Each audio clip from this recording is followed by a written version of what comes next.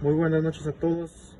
En esta ocasión tenemos un 2012 Freightliner M2 106 con motor de Cummins. Aquí lo pueden ver. En esta ocasión me gustaría hablarles en cuanto a una de las preguntas más comunes que nos hacen los clientes a los mecánicos, en cuanto a que la banda está haciendo ruido. Y a veces ellos mismos tratan de reemplazar la banda, pero el ruido sigue ahí todavía. Me gustaría hablar un poquito más en cuanto a las causas por las cuales pasan este tipo de ruidos.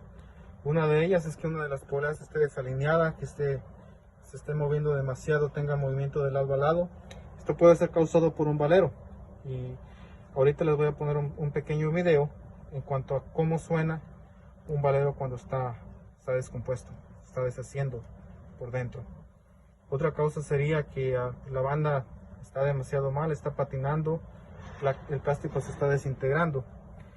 Y la otra también sería que la banda también ya se mira exteriormente o físicamente que tiene fisuras, tiene grietas y es necesario cambiarla. Pero si ya tienen la banda quitada, es bueno que de una vez revisen cada una de las poleas, porque si el valero de una de las poleas está mal, ya sea el tensionador, el alternador, la bomba de agua, prácticamente cualquier polea, si ustedes la giran con sus manos, como van a ver en el siguiente video, si escuchan este ruido, entonces es momento de cambiarlo, y a fin de ahorrar tiempo y reparaciones futuras, si ya van a quitar la banda. Y bueno, aquí les dejo el video, espero les guste.